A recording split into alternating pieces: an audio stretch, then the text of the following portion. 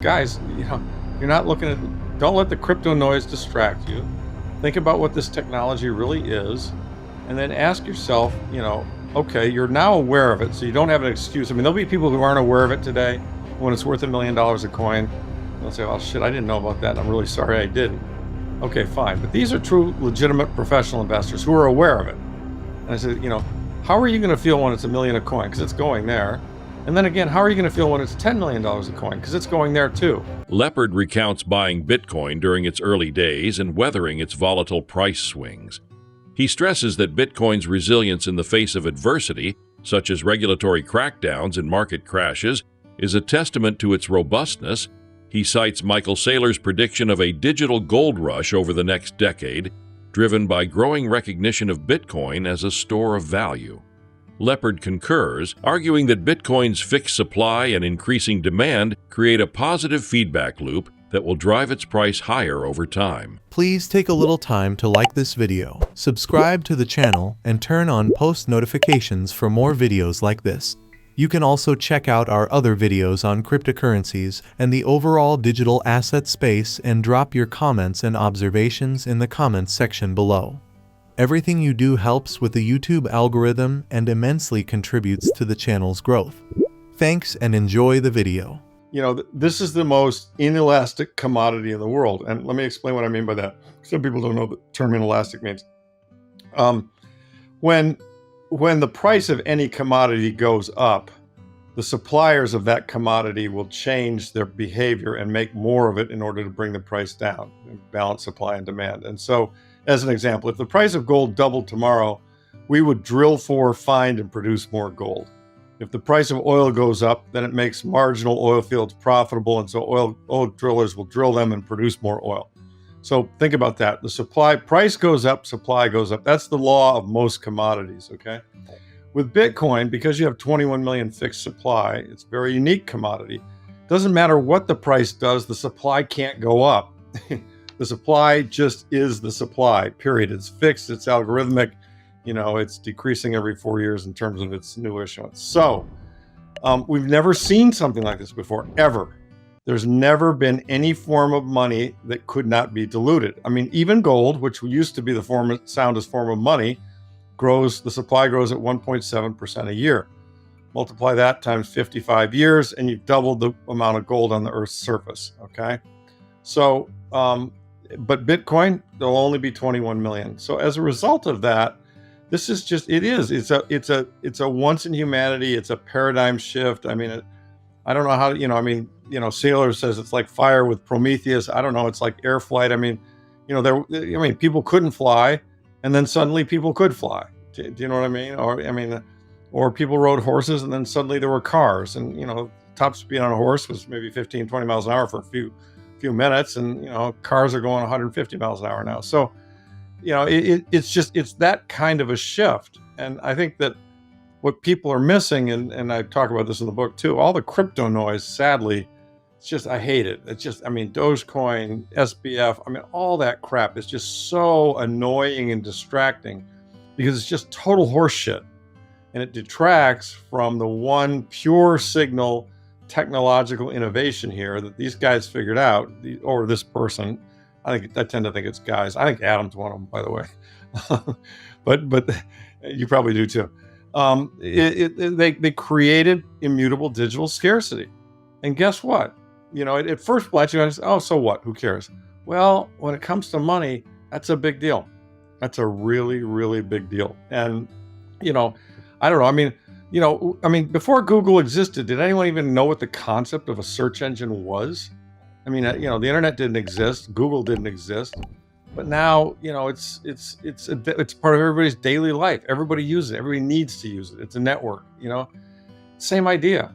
It's a new innovation that, is going to completely change the world. And, my advice to people is ignore it at your own peril.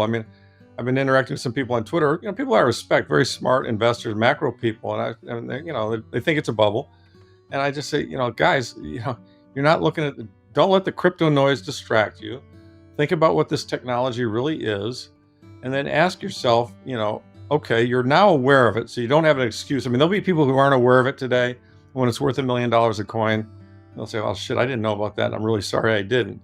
Okay, fine. But these are true, legitimate professional investors who are aware of it. And I said, how are you going to feel when it's $1 million a coin? Because it's going there. And then again, how are you going to feel when it's $10 million a coin? Because it's going there too, not over longer time frames. Because you're aware of it. And, it's amazing to me. Give me 1,000 years of history and then maybe I'll consider it money. And I said, Jim, when people were wandering around and trying to jump up in the air, and then somebody invented a machine that allowed them to fly, did you have to wait 1,000 years to believe that the flight made sense? I mean, it was kind of, and he kind of just scoffed at me. And I was just like, how can somebody who was supposed to be a monetary expert miss the biggest development in the monetary field in 1,000 years? I mean, like the change from coins to ledgers or banks. I mean, it blew my mind. I mean, I went to Harvard Business School. I go down there, and there's a guy there who's going to go to work for Saylor, a really nice kid. But he runs the Bitcoin Club. He says, oh, there are about 10 members. And he says, most of my classmates think I'm absolutely, an idiot. And I'm like, this is Harvard Business School. This is the West Point of capitalism. I went there, okay? Yeah. And I've written to the dean. I'm like, you guys aren't thinking about this, talking about this, understanding this? I mean, you just got to get in there. I mean, I was counseling one of my investors the other day. It's like, well, I put an X amount in, it's a big number. He said, maybe I'd hold the rest back until it goes down. I said, I wouldn't do that. I would just buy it, because you may not go back down. And if you're tired, unless you need it in the next 6 months or year, or even, or 2 years, really, it'll be higher in 10 years. So just buy it. Lepard concludes by reflecting on Bitcoin's broader implications for society. He envisions a future where Bitcoin serves as a universal, decentralized form of money, free from the distortions of inflation and monetary manipulation. This transition, he believes, will have profound effects on global economics, fostering greater financial inclusion and stability. As more people recognize Bitcoin's utility and its price continues to rise, it will attract an increasing number of users, creating a self-reinforcing cycle of adoption and growth. It's the point in time. I mean, Saylor says this. He said he thinks the next 10 years are going to be a digital gold rush for Bitcoin. I think he's right. I mean, we've broken through. I mean, I remember 17. I got involved in 14. I bought a few of them, not many. I bought more in 17. I bought on the dip after that twice, doubled down twice. But 18, 19, it was still pretty fringe, and we had just come through the block size wars, and there had been forks earlier, and so on and so forth. And then 20, it worked. We took off with all the money printing because it responded to that and as a sound form of money. But then the tightening brought it all back down, and SBF blew us up.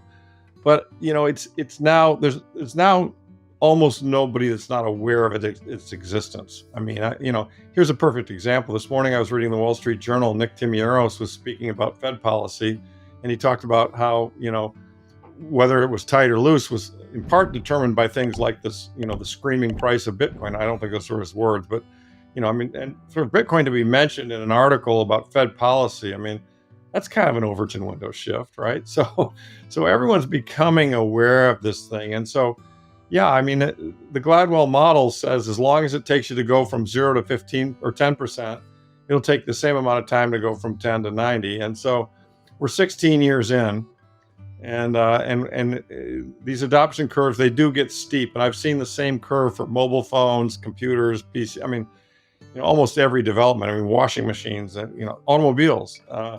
Any new invention, and it tends to get started and people start using it, the early adopters. But then when it becomes pretty obvious that, oh, this is a good thing and we want this. And I think that's what's happening now. I mean, most people now, well, there's nobody in Bitcoin now that's bought it in the last 15 years. It's not in a profit condition.